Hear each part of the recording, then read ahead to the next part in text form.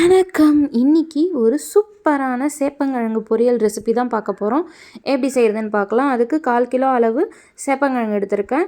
இதை வந்து நம்ம ஃபஸ்ட்டு தண்ணி ஊற்றி நல்லா வாஷ் பண்ணி வைக்கலாம். ஏன்னா மேலே நிறையா மண்ணாக இருக்கும். நல்லா வாஷ் பண்ணி எடுத்துக்கலாம். இப்போ ஒரு பவுலில் ஃப்ரெஷ்ஷாக தண்ணி ஊற்றிக்கோங்க. இப்போ இந்த கிழங்கை வேக வைக்கிறதுக்காக இந்த மாதிரி லைட்டாக வந்து கீரல் போட்டு நான் வேக வைக்க போகிறேன். ஏன்னா வந்து நம்ம தோல் உரிக்கும் போது ஈஸியாக வந்து பீலாகி வரும்.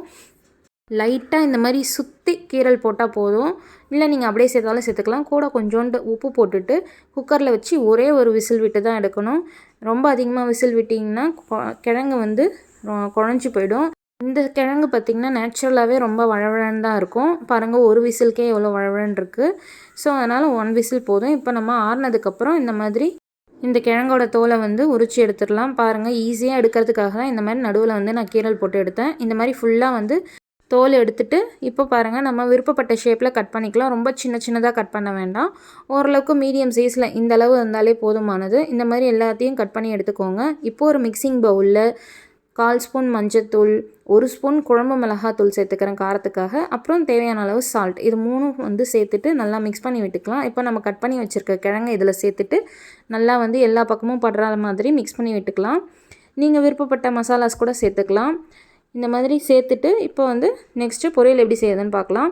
ஒரு கடாயில் 1 ஸ்பூன் எண்ணெய், 1/4 ஸ்பூன் கடுகு, 1/2 ஸ்பூன் உளுத்தம்பருப்பு சேர்த்துட்டு நம்ம கலந்து வச்சுருக்க கிழங்க சேர்த்துடலாம்.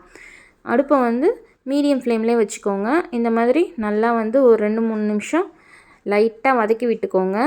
வதக்கிட்டு நம்ம மூடி போட்டு மூடி வச்சிடலாம். ரொம்ப வந்து வதக்க வேண்டாம். லைட்டாக வதக்கிட்டு இந்த மாதிரி ஸ்ப்ரெட் பண்ணிவிட்டு மூடி போட்டு மூடி வச்சுருங்க. நமக்கு வெந்து வரட்டும். இப்போ பாருங்கள், நம்ம போட்ட மிளகாத்தூளோட பச்சை வாசனைலாம் போய் அந்த வழுவழுப்பு தன்மையும் கொஞ்சம் குறைஞ்சிருக்கு பாருங்கள். இன்னும் வந்து நமக்கு உதிரியாக வரணும். லைட்டாக மட்டும் மிக்ஸ் பண்ணிவிட்டு அகைன் ஸ்ப்ரெட் பண்ணிவிட்டு நம்ம மூடி போட்டு மூடி வச்சு ஒரு 2 நிமிஷம் இருக்கட்டும். இது நல்லா தனித்தனியாக உதிரியாக வரும். இது வந்து சாம்பார் சாதம், தயிர் சாதம், ரசம் சாதம் எல்லாத்துக்குமே செம்மையாக இருக்கும். பாருங்கள், இந்த ஸ்டேஜ் வந்ததுக்கப்புறம் அடுப்பு ஆஃப் பண்ணிவிடுங்க. நம்மளோட பொரியல் சூப்பராக ரெடி ஆயிடுச்சு. ஒரு தடவை ட்ரை பண்ணி பாருங்கள்.